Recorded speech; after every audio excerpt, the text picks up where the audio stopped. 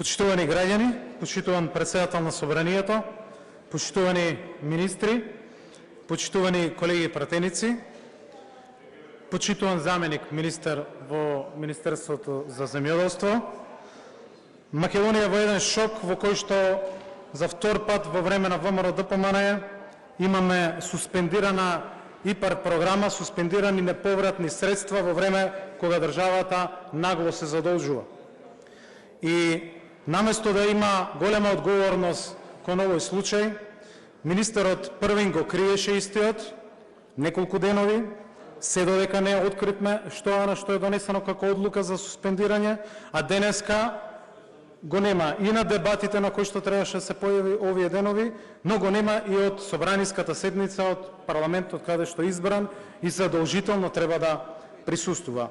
Ова уште повеќе го продлабочува скандалот и она што се случи и кое што повтор пат кажав во 2011 за прв пат, а сега повторно во 2025 година. Оставката е неминовна дека ќе се случи на министерот, особено ова бегање од одговорноста, тоа го потврдува. Ниту една друга држава која користела европски средства нема ваква црна биографија. Ова суспензија не е само административна мерка, ова е удар врз македонското земјоделство. 130 милиони евра денеска се замрзнати. Ова не се абстрактни пари, ова се повеќе од половина од средствата со кои и онака веќе не задолживте кај вашата матична Унгарија. Пари што со децении ќе ги враќаат генерациите кои што доаѓаат. Но што е најстрашното? Со оваа суспензија се оштетија околу 3000 нови бизниси, што се цел на оваа програма да бидат отворени, како што во претходната програма се отворија над 2000 работни места и бизниси. И околу 10.000 ангажирани работни луѓе, што исто така е цел на оваа европска програма со неповратни средства. Ова не се само бројки, ова се луѓе, ова се семејства, од винариите од Тиквешијата до производителите на сирење во Берово, од производителите на домати, зелки и краставица од Струмичко до јаболкарите во Ресен и оризарите во Кочани. Овие луѓе вложија се што имаат, кредити, пари, земја, механизација и иднина. Тие требаше да отворат бизниси, мали, да развиваат модерно земјоделство, да хранат државата. А токму оваа влада ги остави на цедило со оваа неодговорна и криминална политика. Ги лишавте од перспективите за раст и за развој и ги турнавте во нов бран на иселување од државата. И додека ја криевте суспензијата и одлуката, истовремено се молчеше за уште една друга работа што денес ќе ја кажеме. А тоа е целосниот застој во реализација на ИПАРД 3 програмата, што се случи пред овој корупцијски скандал. Од оваа говорница во мај и во јуни го најавив точно дека до оваа работа ќе биде дојдена и тоа стенограмите може да го потврдат. Јавниот повик за мерката 3 објавен во 4 месец 2024 година, на денешен ден веќе 18 месеци и 5 дена повикот се уште не е затворен. 18 месеци се обработува само една мерка.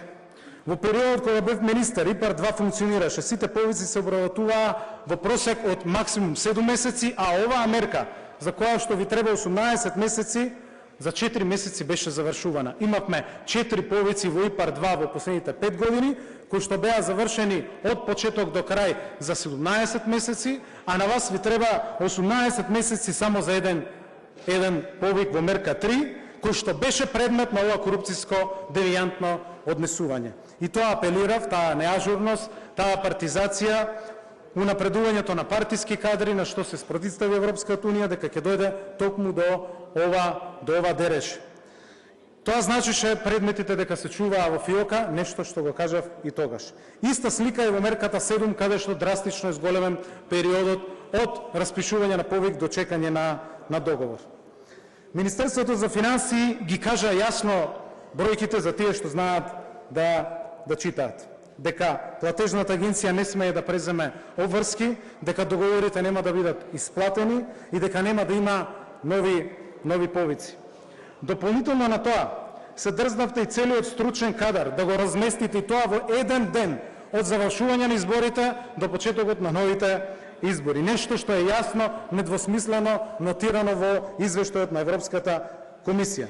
Тие велат максимално да се посвети Министерството на стручниот кадар и на раководителите во ИПАРТ структурата. Не може министерот да вели дека нема поима од оваа работа, кога со ИПАРТ управува Министерството за земјоделство. 40% од раководниот кадар е променет во ова една година и тоа е нотирано во извештајот на Европската Унија. Извештајот на Европската Унија нотира за прв пат дека во ИПАРТ се потребни антикорупцијски мерки. Тоа не било напишано во последните 15 години. Затоа, почитуван заменик, на ова прашање барам да ми одговорите. Зошто мерка 3 во ИПАРТ 3 доцни 18 месеци и уште не е завршена, а претходно ја завршувавме истата за 4 месеци. Дали развлекувањето на овој период, чувањето на предмети во ФИОКа, и подбиро, и надбиро, и на овие договори доведе до ова девијантно корумпирано однесување?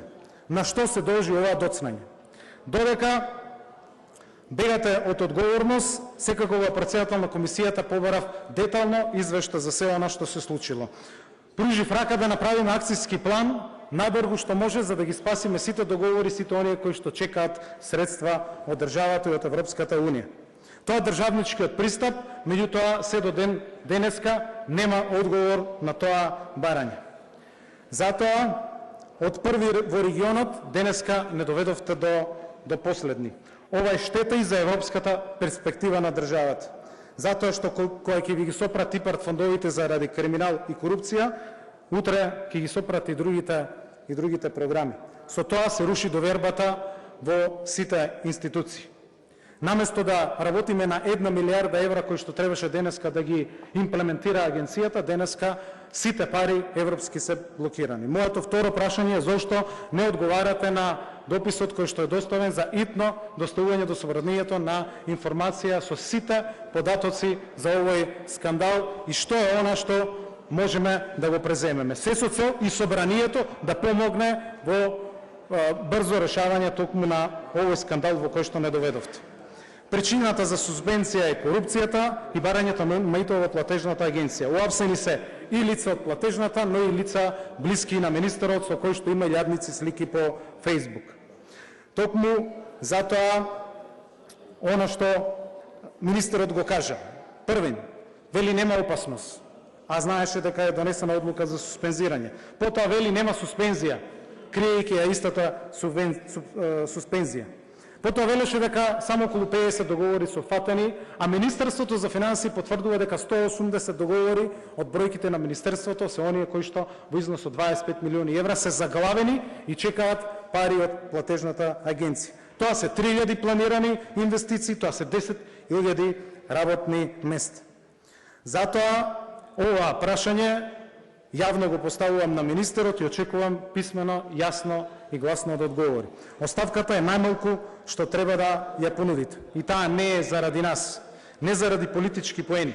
Таа е заради блокирањето на овие 130 милиони евра, заради 3000 бизниси во руралните средини, заради 10.000 работни места, што е цел на оваа програма на Европската Унија, во која што бевме лидери во претходниот период, од лидери, од наградени, од први, а тоа нешто го соопшти директорот, кој што денеска е во притвор, дека сме биле лидери во ИПАРТ 2 програмата, денеска сме на работ да не само бидат суспензирани, туку и да не знаеме кое време и колку време ќе трае оваа постапка. Нема да знаеме колку време оние кои што чекаат исплати од Министерството за финансии ќе ги добијат и дали ќе ги добијат парите.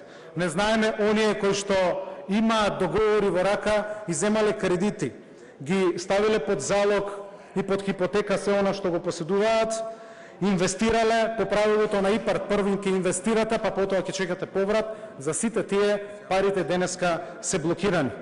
Дали поднесовте информација на влада со различните сценарии кои што треба да ги имате, дали владата ќе ги покрие овие средства, како што тоа го прави Албанија и другите земји каде што оваа суспензија трае веќе 3 години и конечно, заради катастрофалните политики и заради тоа што денеска не се исплаќаат субвенции, програмата за рурален е преполовена, заради тоа што работите само за големите компании, прашањето е до министерот Трипуновски. Дали ќе преземе лична и политичка одговорност за овој огромен мега криминален и корупцијски скандал со ИПРТ. Благодарам.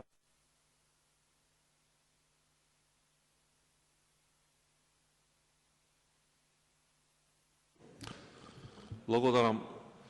Пратеникот Љупчо Николовиќ